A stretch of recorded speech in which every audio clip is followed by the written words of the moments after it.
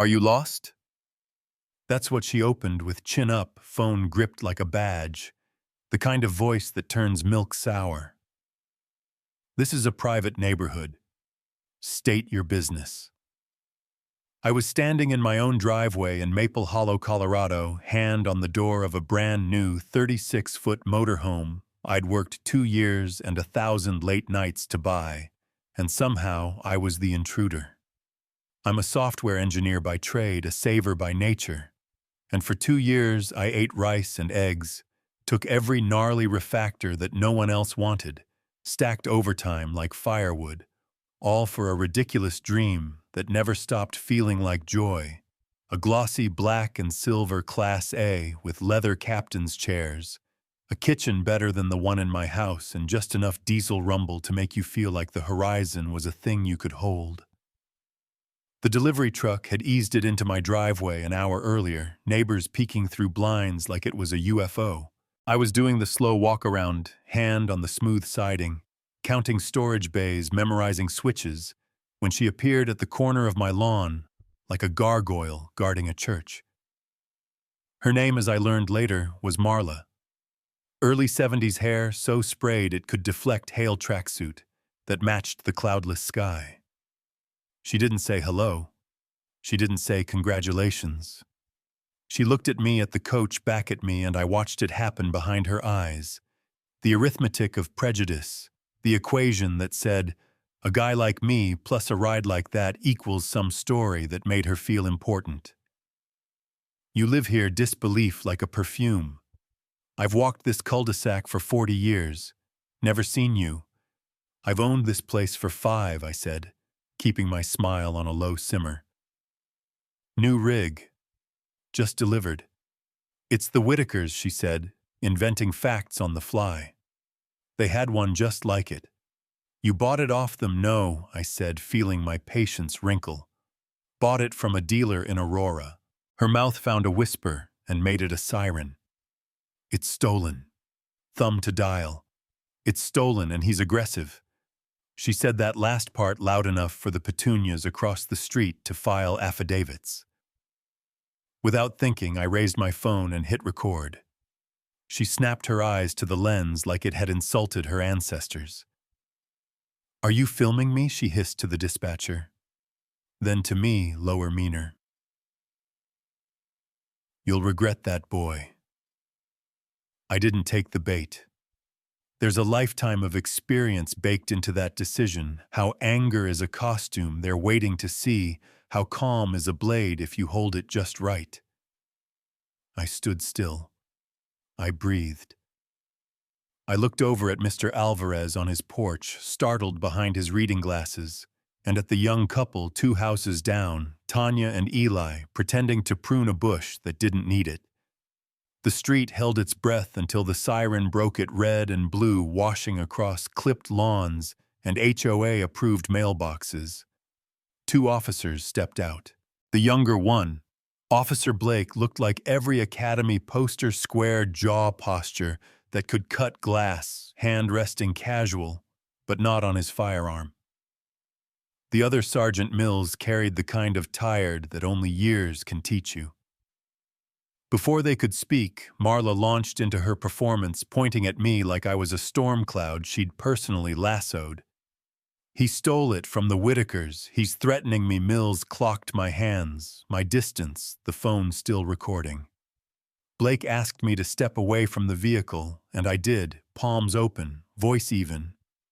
What's your name? Is this your residence? Yes and yes. Proof of ownership, he asked, and that was the moment the axis shifted. In a folder just inside, I said. Mills nodded. I went in and came back with a thick file, the bill of sale, the temporary registration, the manufacturer's certificate of origin, my license, the deed to my house. I laid it all out on the hood of their cruiser, like cards in a game only one side knows how to play. Blake checked the vine on the dashboard, read it into the radio, waited. The radio crackled back, clean record registered to the dealer, no theft, no flags. I watched Blake's shoulders change. Mills skimmed the documents, then looked past them to me with something close to apology. Appears this is your property, sir.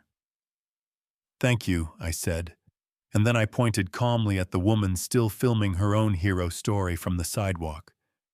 But we're not done. She knowingly filed a false report. She lied about me threatening her. I want to press charges.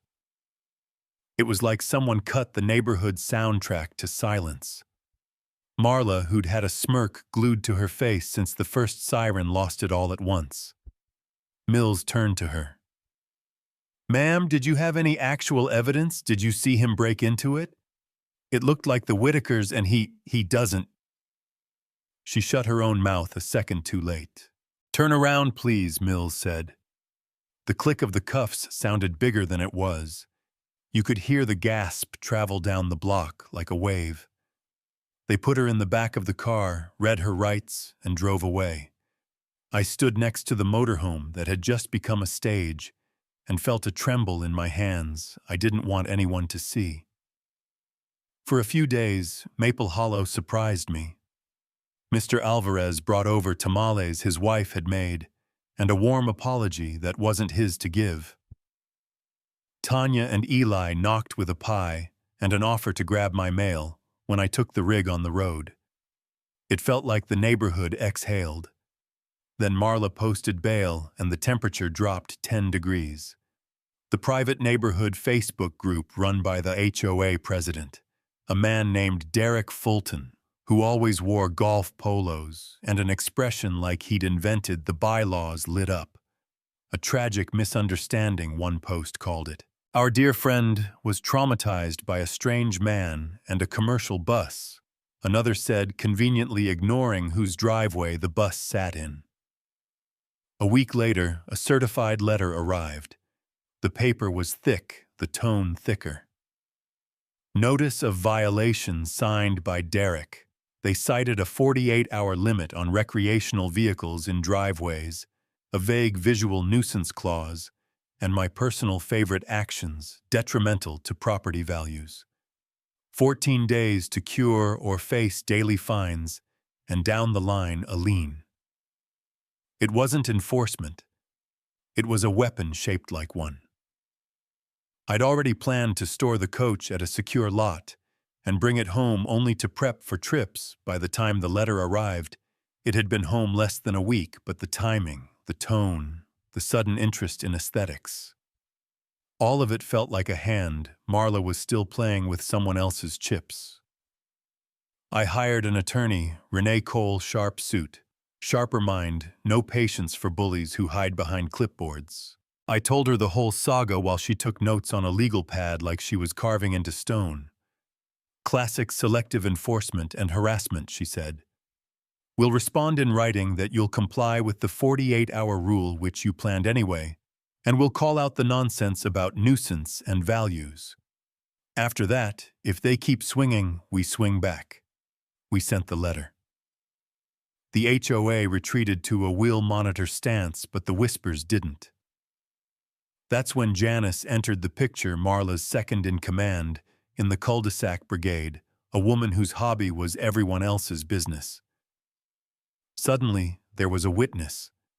Suddenly, according to Janice, she'd been in her roses that morning and saw me puff up and step into Marla's space. The story traveled like mold, quiet, stubborn everywhere. Neighbors who had stuck out a cautious hand now pulled it back. If you've lived it, you know the look, polite hello with a side of retreat. Renee didn't blink. We're filing a civil suit, she said. Defamation, conspiracy, malicious prosecution, and we'll ask for an injunction that bars them from talking about you in public. We're also going to depose Janice. I installed cameras, started keeping a log, dates, times, conversations, screenshots of posts that vanished once they realized I took receipts as seriously as I take backups. Janice showed up to her deposition with a smile that belonged on a yard sign. She told her story like a practiced poem, the roses, the vantage, my menacing posture. Renee let her talk.